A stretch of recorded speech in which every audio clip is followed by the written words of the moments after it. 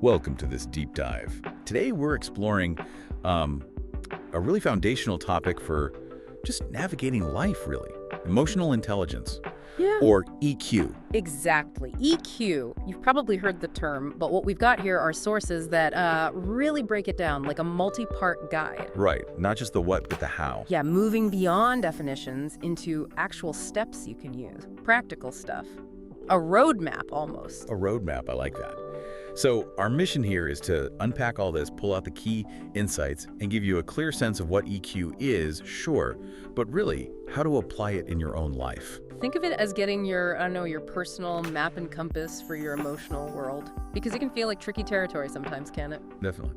So where do we start? What's the foundation according to these sources? Well, it all begins with understanding what emotional intelligence actually is. And the sources paint a picture I think we can all relate to. Like, imagine you're driving, someone cuts you off. That immediate flash of anger. Oh yeah, road rage kicking in. Right. But instead of leaning on the horn or whatever, you manage to just pause, take a breath, choose not to react in that initial way. That pause, that space between the trigger and your reaction, that's basically where EQ operates. It's about getting a handle on your own emotions, what they are, why they're popping up, and also tuning into the emotions of people around you. But the real kicker, the power move the sources highlight, is being able to choose your response, not just being swept away by the feeling. That's such a crucial distinction. It reminds me of that Tony Robbins quote in the material. It's not what happens to you, but how you respond to it that matters. Spot on. That feels like the heart of it. And these sources are really clear. EQ isn't something you're just born with, fixed. It's a skill. Like learning piano or, I don't know, tennis. Exactly. It takes conscious effort, practice. So if it's a skill, where's the first lesson? How do you start building it? According to these sources, you absolutely have to start with self-awareness. That's step one. Non-negotiable. Being honest with yourself, basically, about how you feel and why. Yeah, sometimes brutally honest. What are your patterns? What pushes your buttons? What are those triggers? There's a story in the sources about a guy named Eli. He apparently got super defensive whenever he received feedback at work. Like, instantly prickly. Even if it was helpful feedback? Yeah, even that. And he didn't fully see it himself until someone gently pointed it out. When he looked closer, he realized that defensiveness wasn't really anger. What was it then? It was fear. Deep down, a fear of not being good enough, not competent. Ah, okay. So how did he deal with that realization? Well, he didn't try to just squash the feeling. He started keeping what the source calls an emotion diary. Sounds interesting. What did that involve? Pretty simple, actually. Just noting down emotions he felt, what might have triggered them, and how he reacted, day by day. And that helped him see the pattern. Exactly. It gave him some distance, let him see it more objectively, and that awareness gave him the chance to start changing that automatic defensive reaction. That's so practical. And the sources actually suggest you try this, right? Like this week. Yeah, just for 7 days. Yeah. Jot down an emotion, the trigger, your reaction. See what emerges. No pressure, just observation. Because that's the core idea, isn't it? Awareness creates choice. If you don't see the pattern, you're just stuck in it. Totally. You're on autopilot. Seeing it is the first step to changing direction. Okay, so self-awareness is the foundation. What comes next? Hand in hand with that is mindfulness. The sources bring this in next. Ah, mindfulness. Can feel a bit abstract sometimes. How do they explain it? They use a really nice, simple analogy. Think of your thoughts and feelings like clouds drifting through the sky. Okay. You are the sky, the constant aware presence just watching them pass. You're not the clouds themselves. Yeah, I like that. So it's about not getting totally swept away by the emotion. Exactly. You notice it, anger, sadness, whatever, without becoming it. You observe it without judging yourself for feeling it, just letting it be there and often letting it pass. The sources suggest this is really important for letting go of old emotional baggage, too. Yeah, it connects directly to that Dr. Joe Dispenza quote they mentioned. You can't create a new future holding on to the emotions of the past. Mindfulness helps loosen that grip. And it doesn't have to be complicated, right? They offer simple ways in. Totally. We're not talking hour-long meditation sessions unless you want that. They suggest things like just taking 3 deep breaths when you feel overwhelmed. Or a quick 5-minute meditation, just sitting quietly. Or even a body scan before sleep. Just noticing where you're holding tension. Tiny things done consistently. Building that observation muscle. Okay, so we've looked inward, self-awareness, mindfulness. Where do the sources point next? They shift the focus outward to understanding others. to empathy. Empathy. Yeah. Such a crucial skill in, well, everything. How do they define it here? It's presented as much more than just saying, oh, I know how you feel. It's about listening so deeply, being so present, that the other person genuinely feels seen and heard. Going beyond the surface level. Right. There's this touching little story about a grandmother and her grandson. He asks her why she always looks right into his eyes when he talks. No, what does she say? She says, because your eyes show me your heart. It's about that kind of deep listening, trying to connect with the other person's emotional reality. Wow. That's powerful. And the benefit. Huge benefits. Yeah. Real empathy builds trust. It fosters connection. It can even help heal misunderstandings. It's fundamental to strong relationships. So how do we practice this? What are the tips? Deceptively simple ones, really.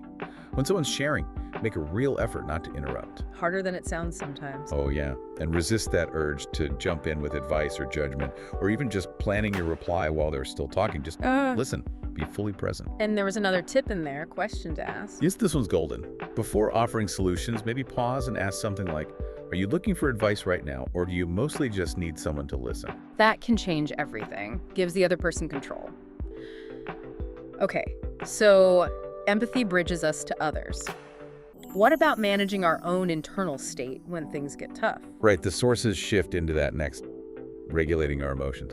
Basically, keeping your cool when the pressure's on. Staying calm in the storm. Exactly. They use a great analogy. Imagine your emotions are like water in a cup. If your cup is already filled right to the brim because you're stressed or tired. It doesn't take much to make it spill over. Precisely. A tiny bump, a minor annoyance, and suddenly you've overflowed into anger or frustration. Emotional regulation is about managing things so your cup isn't always full, keeping some headroom. There's a story about a teacher, Marcus, right? Yeah, he apparently had a short fuse in the classroom, snapped easily, lost his temper. Until something changed. Until his little daughter asked him really innocently, Daddy, why are you always yelling? That hit him hard. Oof, yeah, that would. So he didn't just wish he was calmer. He made a rule for himself. A simple 3-step process before reacting. Breathe, count to 3, then respond. Breath, count, respond. Simple. Effective. Apparently, yes. It didn't stop him feeling things, but it created that crucial pause. It gave him back the choice instead of just exploding. And for the listener, for you, the sources offer quick tips for stressful moments too, don't they? Yeah, practical things you can do right then and there, like physically step away for 30 seconds, break the pattern. Sip some water. Seems small, but it can help ground you. And this one's powerful. Simply label the emotion. Just saying to yourself, okay, I'm feeling really angry right now, or I feel overwhelmed.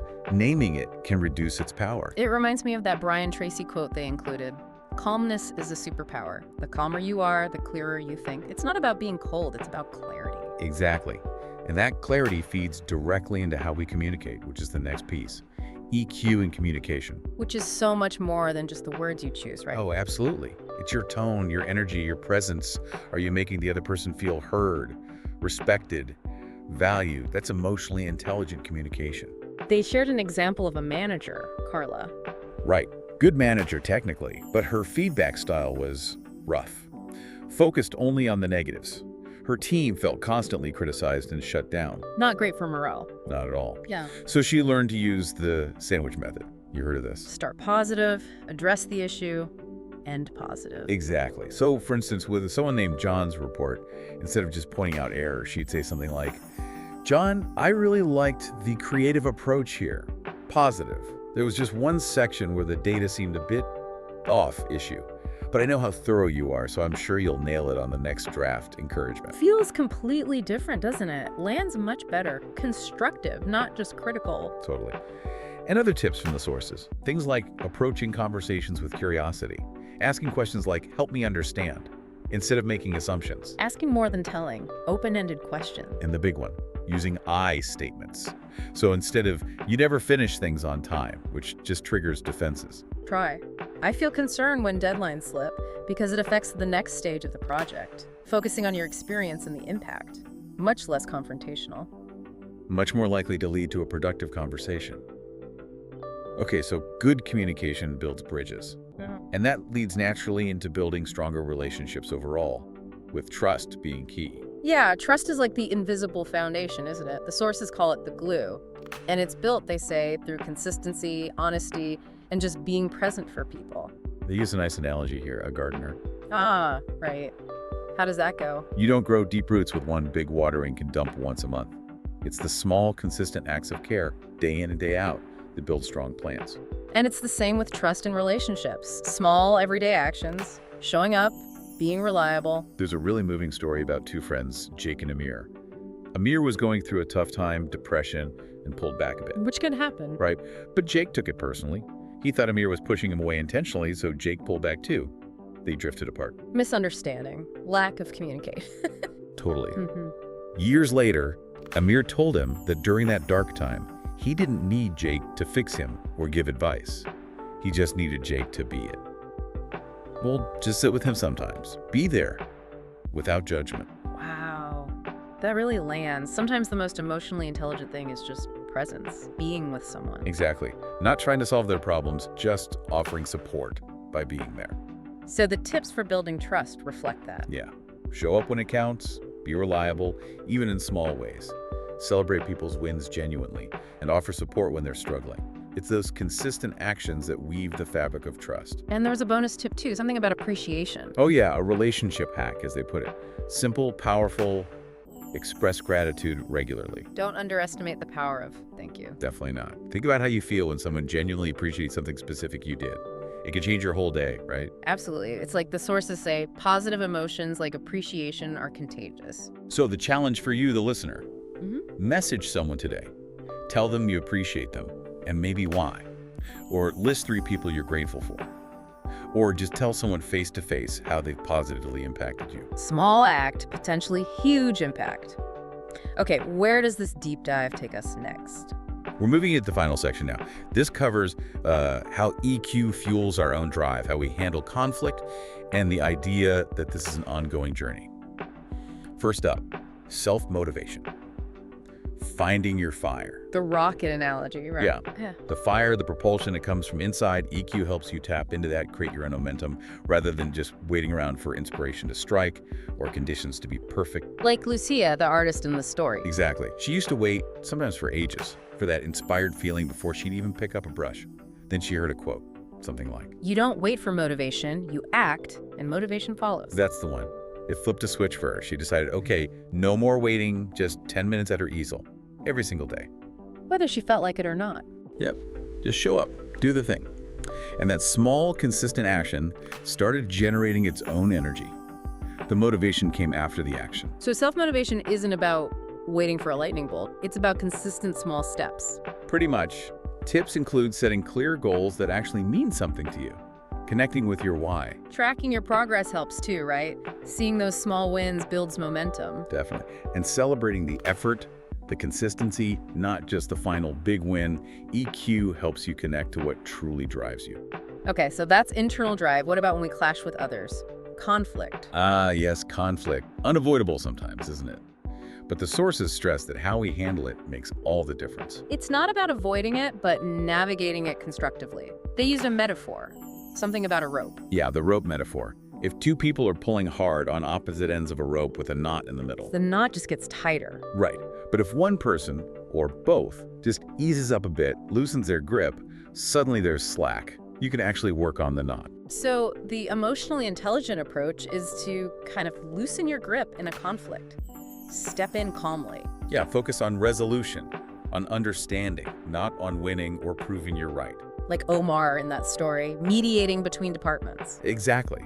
Instead of getting bogged down in who did what, he asked both sides, what does success look like for you, for the company? And that revealed that they actually wanted the same thing. They had shared goals, just different ideas on how to get there. Finding that common ground was the key. So for you listening, when conflict arises, try to find those shared goals.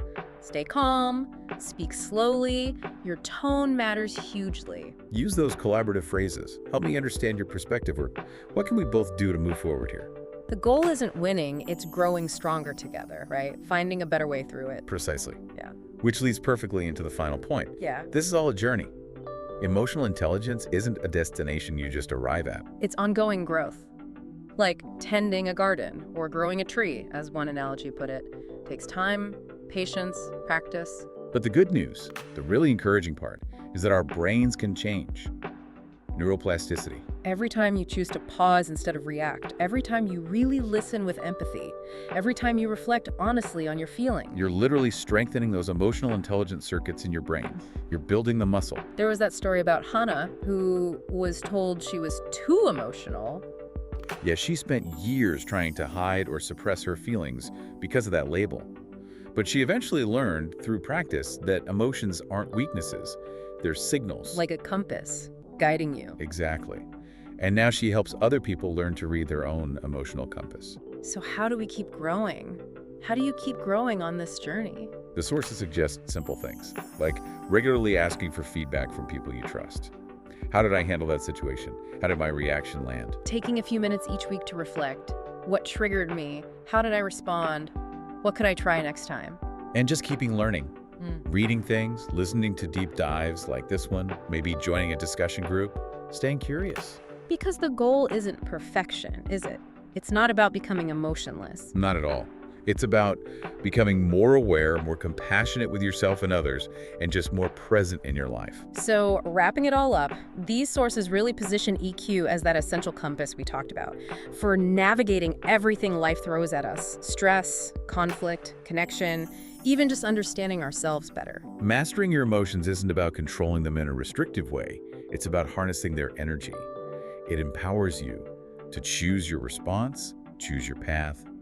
It reminds me of that Denzel Washington quote they shared. Oh, the one about ease. Yeah. Ease is a greater threat to progress than hardship. How does that connect to EQ for you? Well, EQ gives you the strength, the resilience, the clarity to face hardship and discomfort without crumbling.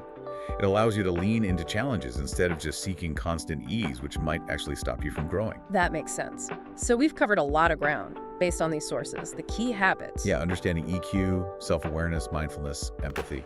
Regulating emotions, communicating effectively, building trust, showing appreciation. Self-motivation, handling conflict, and committing to lifelong emotional growth. Those 11 points, really, presented as the core habits of emotional intelligence. Habits that, practiced consistently, can lead to a richer, maybe calmer, definitely more connected life. So you've got the compass, you've seen the map from these sources. Building EQ really is a journey. And maybe the most provocative thought to leave you with is this. It's often the smallest steps that matter most. That single deep breath before reacting. That moment you choose to truly listen instead of interrupting. That simple thank you. Those seemingly tiny actions done consistently are what truly chart the course. The most important step is always just the next one you choose to take.